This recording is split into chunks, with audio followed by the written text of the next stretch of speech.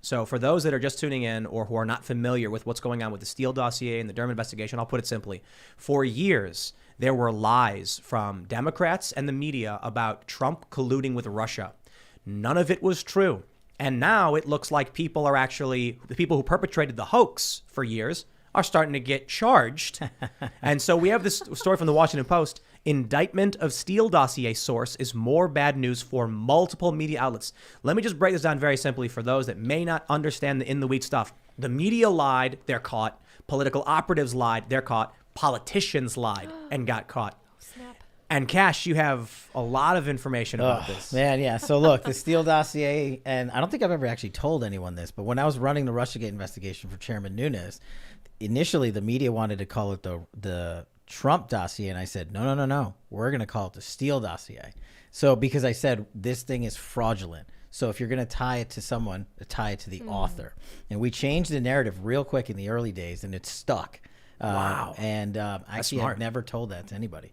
And so, look, I can go on and on about the Russiagate hoax. I spent 2 years of my life living it and then getting validated by the IG, and now this. Basically, if you want to know what happened, watch The Plot Against the President. We're in it. It's super easy to watch and understand if you want to get up to speed on Russiagate. The Steele dossier is the heart of Russiagate. What happens? The Democrats and the Hillary Clinton campaign go out and pay a foreign national, Christopher Steele, a retired British spy, to go and get dirt from Russia against then candidate Trump. The problem is Christopher Steele hadn't set foot in Russia in 20 years. Fact. Then we're like, wait a second. Who paid for all this? Oh, Hillary Clinton. They paid the law firm, who was also previously indicted just before this one, Perkins Coie, $10 million. So now you have the political campaign, a political operative, as you said, and the lawyers now teaming up together with fraudulent information. What do they do with that? They don't just dump it in the media. That would have been one thing, to go after your opponent and just dirty him up in usual political tricks. They take the FBI and the DOJ and they hijack the surveillance process. And they basically say, here's this information from this guy. We're not going to present the court, the judge, with all of it. We're going to give you pieces of it. We're going to keep exculpatory information of innocence out. We're going to prevent the court from hearing who paid for it and that it went to Hillary Clinton and her lawyers.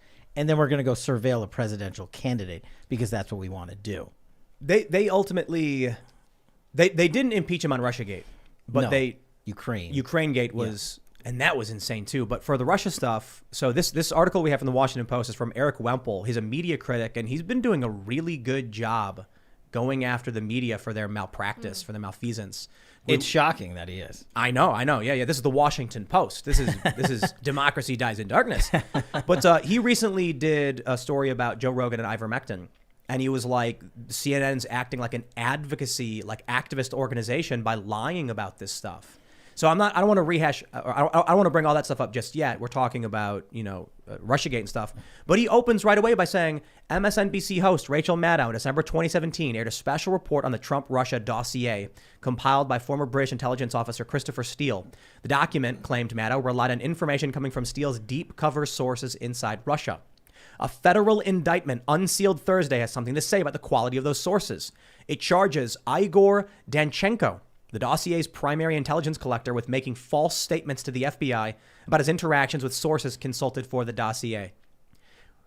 When Trump first got elected, there was a guy who tweeted, "We're going to impeach him." I can't remember Yep. his name. Do you remember his name? Oh, man, it was probably It was one of the Schiff, lawyers. but- No, it was one of the lawyers on Ukraine Gate. I remember that. Okay. Yeah. So we're not allowed to say the name of the whistleblower in that case, just so you know that YouTube will delete the video. I won't say it. Isn't that insane? That's but- censoring. But let's we'll get to the heart of what this is. Russiagate was for how many years of lying? 5 years of lying? 5. We're on 5. And here's the thing. And you're right. The reason this article is so important is, who's Christopher Steele? Who cares about this guy? He got paid all this money. He was just doing dirty tricks for a political party. Okay, fine. One thing.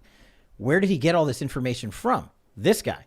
They are now saying, the Washington Post is now admitting, based on Durham's indictment, the special counsel's indictment, that the mountain of information that the source Steele got from his primary guy in Russia was total BS, totally fraudulent. So their entire investigation, the FBI's entire investigation, just got gutted. And if I can juxtapose two things, right?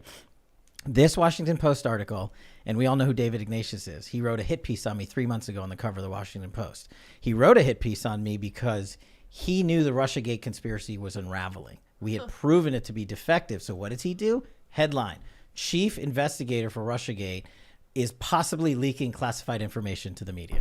So now I get a wave of media hits coming at me the next day, not just in America, but overseas, saying Kash Patel leaks classified information. Wow. This is what they do. So it's shocking to me that the Washington Post would let this ride, but I'm happy that they did.